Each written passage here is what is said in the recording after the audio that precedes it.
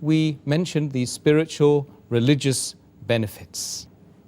Are there any other benefits that you need to tell the audience about? Alhamdulillah, wassalatu wassalam, ala rasulillah wa ala alihi wa sahbihi ajmain, amma ba'd.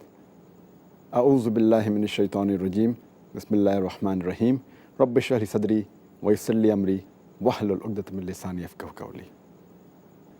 As far as benefits, besides religious and spiritual benefits, there are various benefits of fasting. And as you rightly mentioned in the last interview, discussed about religious and spiritual, there are other benefits which can be categorized into three different categories.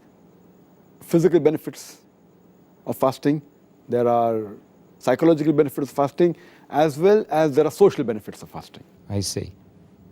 Let's move on to the first category, the physical benefits. What exactly are the physical benefits of fasting?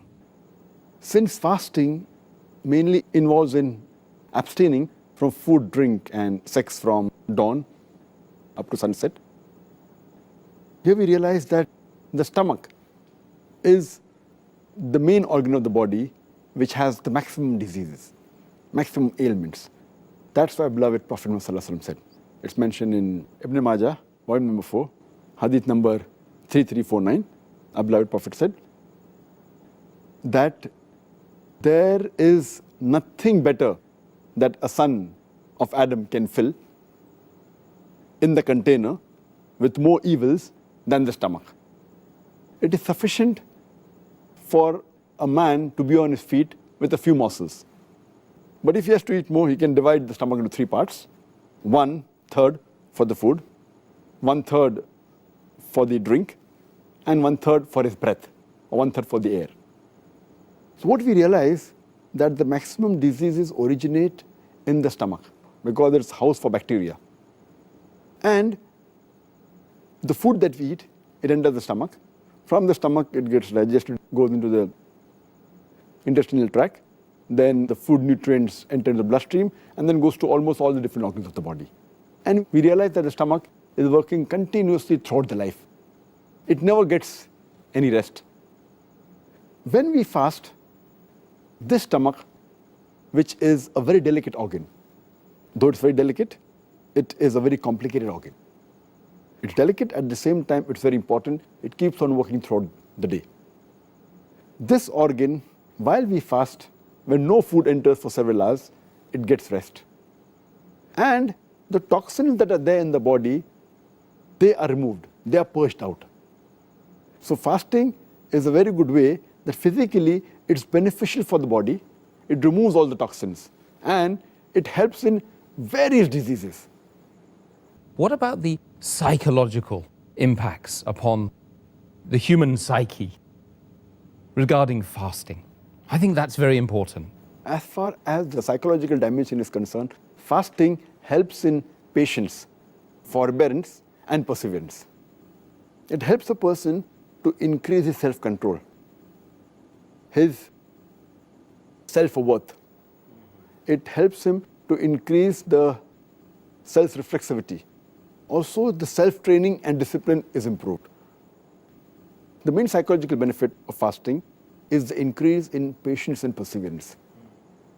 And it can make a person who says, I cannot do, it can make him say, I can do. And fasting helps in the conditioning of the heart, body, mind, and soul. It improves the overall dimension of the human being. And fasting is a sort of training. It even helps in behavioral change. And changing a behavior is very difficult. A person who's used to a particular behavior, to change a person's behavior is very difficult. It is, as we say, that the best type of jihad is jihad fi nafs. That is, striving against your own soul. So to change the habits is one of the things which is most difficult, which fasting can do. And since jihad, that is going in the battlefield, is of utmost importance when required, if you cannot do jihad, if you cannot strive against your own soul, how can you strive against the enemy? So therefore, fasting helps in that dimension.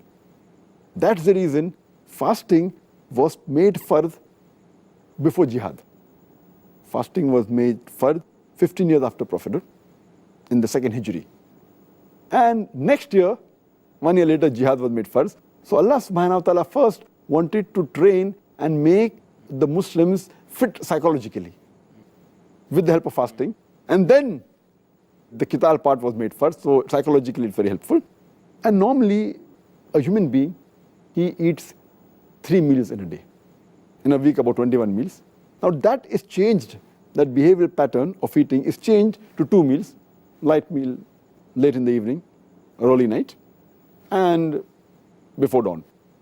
So the whole pattern is changed. And this helps in various psychological aspects, the training. And today psychology tell us that if you can control your hunger, you can control almost all your desires.